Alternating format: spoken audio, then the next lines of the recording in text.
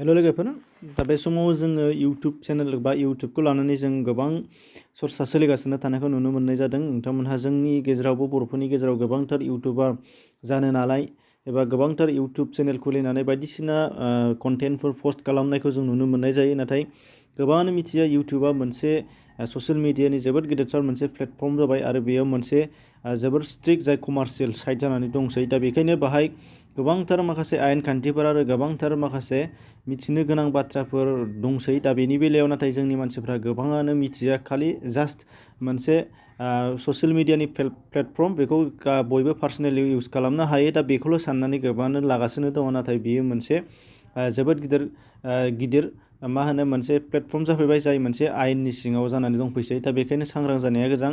दा बिनिनो मोनसे नोंथांमोननि सिगाङाव बिदिन्थि होनो नागिरदों जे गोबां समाव गोबां बिथिङाव मिथियैयाव बेबायदि माखासे जाथायफोरा जानानै थाङो आरो हमजाबाय थाबोयो, पुलिसनि आखायाव थांनो गोनां जायो। दा बेबायदिनो मालविया नगरनि दिल्लीयाव थानाय निउ दिल्लीयाव थानाय मालविया नगरनि गौरब जन मुंनि सासे इउटुबाराबो गावनि इउटुब चेनेलाव गोबां भिडिअ हगारो।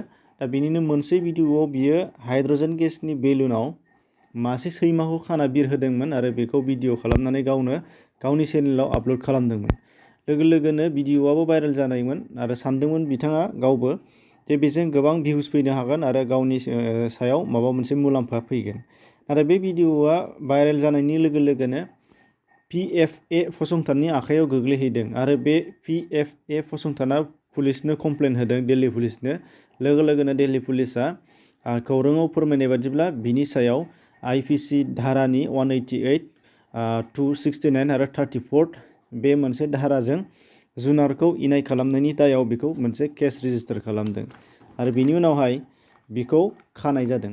दा खौराङाव आरोबाव बुंबावनाय जादों जे पुलिस केस मोनहैनाय लोगो लोगो बिथाङा गावनि बे चेनेलाव हगारनाय बे भिडिअखौ दानदोंमोनबाबो नाथाय बे भिडिअआ PFA फसंथाननि आखायाव दंहैखासैमोननो, माने बिथांमोना रेकर्डनि थाखाय लाखाबायमोन। दा PFA आफादा मा, दा बिनि सायाव फैदो जोङो मिथिनो लादिनि।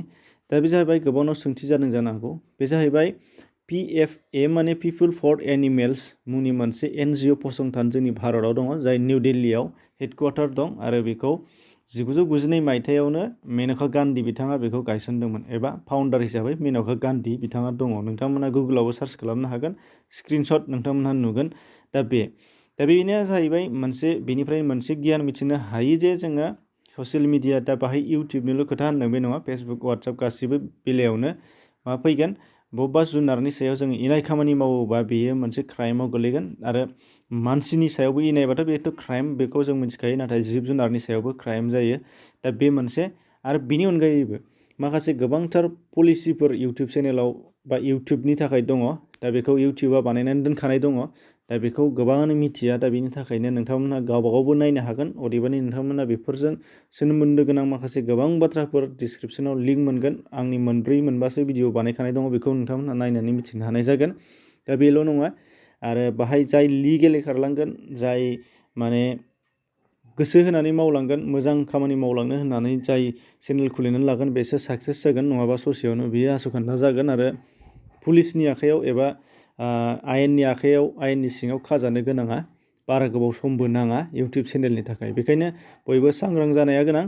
बेखायनो आरो जायफोरा गोबांथार लाइमोनफोरा दा जाखांबोदों, इउटुबाव आखाइ होबोदों, दा बेयो मोजांनि बाथ्रा। नाथाय लिगेलि खारनो नांगोन, बेखौनो रिकुवेस्ट खालामगासिनो दङ। लिगेलि खारनो नांगोन। गोबाङानो सानो आंनि सायावबो नोंथांमोना सानदों जानो हागौ, नाथाय बियो आंनि चेनेलाबो गोजाम नङा, गोदानद्रायबो नङा। नोंथांमोनहा 2017निफ्रायसो जाबोदों, अब्लाबो बियो गोलाव। दा 2021नि बेलायाव गोबाव सम जाबोबाय। बेयाव आंबो गोबां जेंना मोगा मोगि फैयै दा लिगेलि खारबोनायावसो बेसिम सफैनानै दङ। नोंथांमोनहा चेक खालामबाबो मोनगोन। नाथाय जाय लिगेलि खाराखै बिथांमोनहा गासैबो ससेनिफ्रायनो डिसमिस जालांगोन। नोंथांमोनहा बेखौ खेल खालाम। बेखायनो इउटुबाव जायफोर फैनो गोसो एबा आखाइ होदों बिथांमोनहा लिगेलि खार आरो गासैबो रुल पलिसि बेफोरखौ नोंथांमोनहा नायनानै लाजोब। गासैबो इउटुबावनो दंखाजोबो आरो गुगोलावबो सार्च खालामबा मोनगोन। आरो इउटुबावबो गोबांथार लेंगुवेजनि गोबांथार इउटुबारफोरा इउटुबनि सोमोन्दै जायफोर भिडिअ बानायो बिनि सायाव नोंथांमोनहा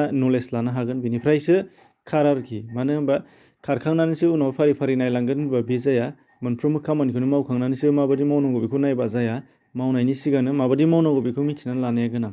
दा बेखौनो नोंथांमोनजों लोगोसे खावलायहरनाय थाबाय। एसेनोसै, गोजोन्थों।